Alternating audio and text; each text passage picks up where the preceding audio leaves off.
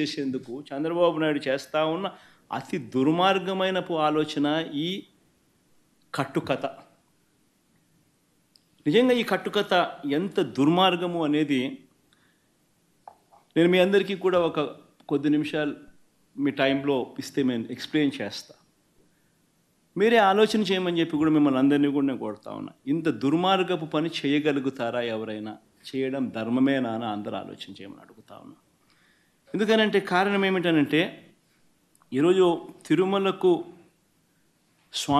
స్వామివారికి వచ్చే ఈ నెయ్యి, ఈ తిరుమలకు వచ్చే ఈ నెయ్యి చంద్రబాబు నాయుడు గారు అన్న మాటలు దీనికి సంబంధించి ఈ నెయ్యిలో కల్తీ జరిగింది అంటూ తాను అన్న మాటలు నిజంగా ఎంత దారుణమైన మాటలు అంటే, నాసరికమైన ఇంగ్రీడియంట్స్ వాడారని, తిరుపతి లడ్డులో యానిమల్ ఫ్యాట్ గీక్ బదులు వాడినారని, ఇదే పెద్ద మనిషి చంద్రబాబు నాయుడు ముఖ్యమంత్రి హోదాలో ఉంటూ ఒక ముఖ్యమంత్రిగా తాను మాట్లాడిన మాటలు ఇవి. నిజంగా ఒక ముఖ్యమంత్రిగా ఉన్న వ్యక్తి ఈ మాదిరిగా అబద్ధాలు ఆడడం ధర్మమేనా? కొన్ని కోట్ల మంది వెంకటేశ్వర స్వామి భక్తులు దేశవ్యాప్తంగా కాదు ప్రపంచవ్యాప్తంగా ఉన్నారు. వారందరి మనోభావాలను ఆడుకోవడం ధర్మమేనా? నిజంగా అసలు ప్రొసీజర్ ఏంది, ప్రక్రియ ఏంది, ఎలా జరుగుతుంది అన్నది నిజంగా కూడా అందరూ ఒక్కసారి ఆలోచన చేయాలి. ఈరోజు ఈ నెయ్యి సప్లై చేసే ఈ కార్యక్రమం ఏదైతే జరుగుతూ ఉందో ఇదేదో కొత్తగా జరిగే కార్యక్రమం కాదు. ఇది ప్రతి 6 నెలలకు ఒకసారి ఇది రొటీన్గా రెగ్యులర్గా జరిగే కార్యక్రమం. ప్రతి 6 నెలలకు ఒకసారి ఆన్లైన్లో టెండర్లు పిలుస్తారు. ఆ ఆన్లైన్లో పిలిచిన టెండర్లకు ఆధారంగా కంపెనీలు కోట్ చేస్తాయి. L1 ఎవరికి వస్తారో వాళ్ళని బోర్డు అప్రూవ్ చేస్తుంది. ఇది రొటీన్గా 6 నెలలకు ఒకసారి రొటీన్గా జరిగే కార్యక్రమం. మరి రొటీన్గా జరిగే ఈ కార్యక్రమం ఏదైతే ఉందో దీనికి సంబంధించి ఆ క్వాలిఫికేషన్ క్రైటీరియా ఇటువంటివన్నీ కూడా కొత్తగా మార్చింది ఏమీ ఉండదు.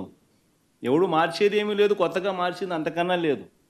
ఎప్పటి నుంచో జరుగుతున్న ఈ క్వాలిఫికేషన్ క్రైటీరియా తిరుమల తిరుపతికి సంబంధించిన వెంకటేశ్వర స్వామికి సంబంధించిన లడ్డు అనేది ఎంత ప్రసిద్ధి కాంచిన లడ్డు అంటే దానికి సంబంధించిన లడ్డు తయారీలో వాడే ఈ నెయ్యి కానీ వాడే ఇంగ్రీడియంట్స్ కానీ ఇవన్నీ కూడా దశాబ్దాలుగా జరుగుతూ ఉన్నాయి. ఇవన్నీ ప్రొక్యూర్మెంట్ ప్రాసెస్ అనేది ఇదేం కొత్తగా ఎవడు వచ్చి చేసేది ఏమీ లేదు, ఎవడు కొత్తగా దాంట్లో ఏలు పెట్టేది లేదు. రొటీన్గా జరిగే ఈ కార్యక్రమం, ఈ రొటీన్గా జరిగే ఈ కార్యక్రమం 6 నెలలకు ఒకసారి రొటీన్గా జరిగే కార్యక్రమంలో ఎవరు L1గా వస్తారో వారికి ఇస్తారు. మరి ఎవరు సప్లై చేసినా కూడా, మరి ఎవరికి L1గా వస్తారు, ఎవరు సప్లై చేసినా కూడా వాళ్ళు ప్రతి ఒక్కరూ కూడా వారు సప్లై చేసిన ప్రతి ట్యాంకర్తో పాటు, వెరీ ఇంపార్టెంట్ ఈ పాయింట్, వాళ్ళు సప్లై చేసిన ప్రతి ట్యాంకర్ నెయ్యితో పాటు వాళ్ళు NABL సర్టిఫై చేసిన సంస్థ నుంచి, అంటే NABL అంటే నేషనల్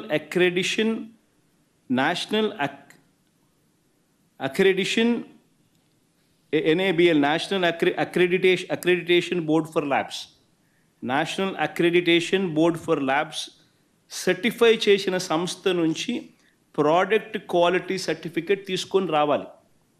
రూల్ వచ్చిన తర్వాత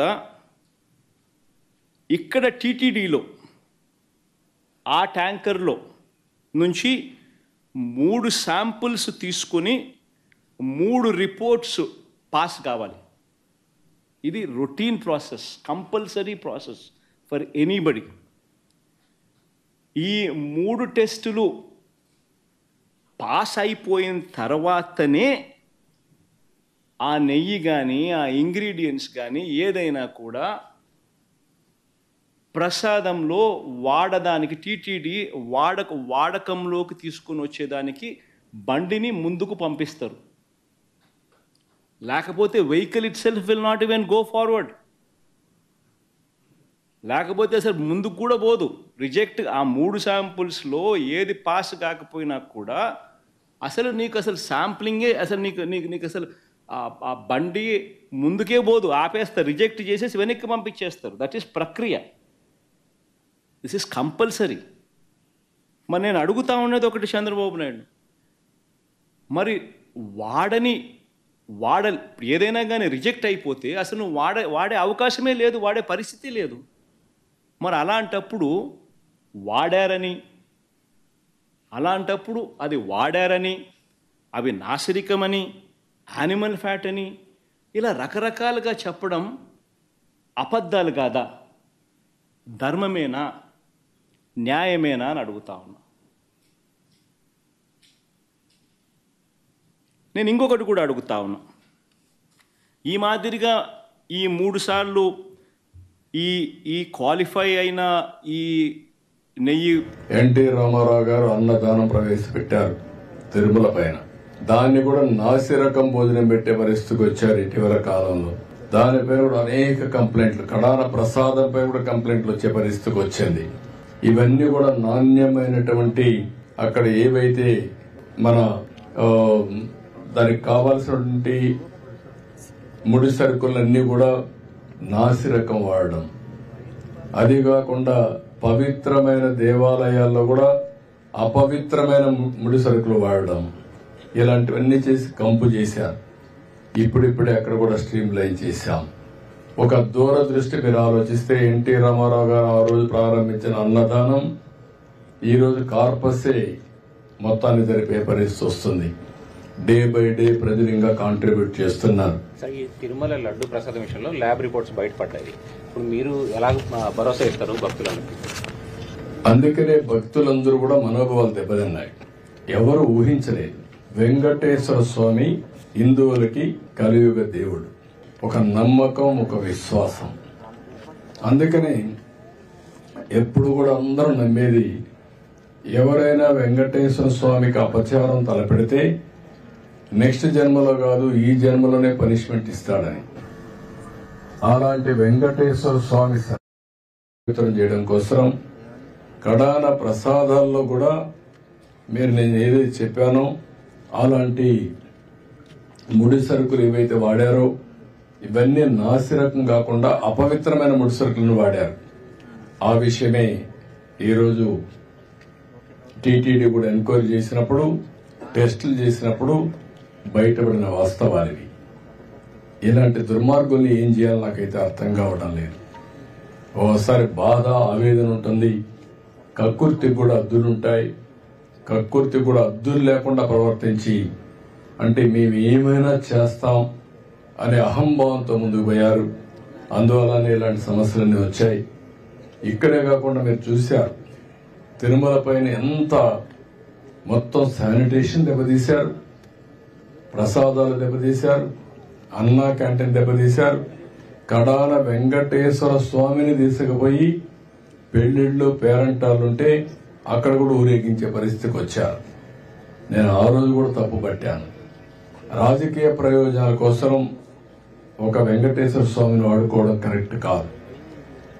ప్రజలందరూ కూడా, హిందువులందరూ కూడా జీవితంలో ఒక్కసారైనా వెంకటేశ్వర స్వామి దగ్గరికి రావాలి, దర్శనం చేసుకోవాలి, అదే మరి వారి కోరికలని చెప్పుకోవాలని చెప్పి వస్తారు.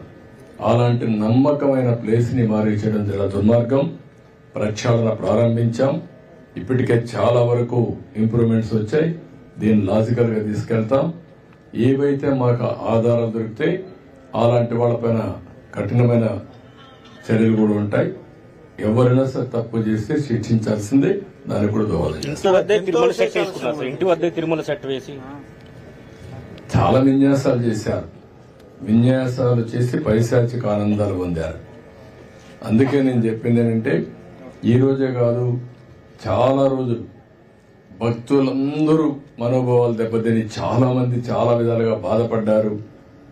అందుకే నేను నిన్న కూడా చెప్పాను, ఎప్పుడు నా లైఫ్ లో ఇంత పెద్ద ఎత్తున గెలుపు రాలేదు. దానికి కారణం ఇలాంటి విషయాలన్నీ కూడా ప్రజల్లో ఒక చైతన్యం తీసుకొచ్చాయి. ఒక మాటలో చెప్పాలంటే ఒక రెవల్యూషన్, ఒక సైలెంట్ రెవల్యూషన్ వచ్చింది. దాని ఫలితమే నేను ఎలక్షన్ రిజల్ట్స్. ప్రసాదంలో జంతువశేషాలు వాడడం మీద ఏమన్నా ఎంక్వైరీ ఏమన్నా చేస్తున్నారు? మీకు ఈ రోజు వచ్చిన రిపోర్ట్ లో ఎవిడెన్స్ వచ్చాయి. ఆ ఎవిడెన్స్ లో ఏది అనేది నిర్దిష్టంగా ఇది ఇన్ఫీరియర్ క్వాలిటీ ఉన్నాయి, ఇలాంటి పదార్థాలు కూడా ఉండడానికి ఇలాంటి ముడిసరుకు ఉందని చెప్పడానికి అవకాశాలు ఉన్నాయి, చాలా స్పష్టంగా చెప్పారు. కొంతమంది ఇప్పటికే పారిపోయారు. ఇప్పటికే అందరినీ డిస్కంటిన్యూ చేసి పవిత్రమైన నెయ్యి తీసుకొచ్చాం. అది కూడా టోటల్ ప్రాసెస్ లో పెట్టారు మన వాళ్ళు. దానివల్ల క్వాలిటీ కూడా గణనీయంగా పెరిగింది. భక్తులు కూడా హ్యాపీగా ఫీల్ అయ్యే పరిస్థితికి వచ్చారు. దీన్ని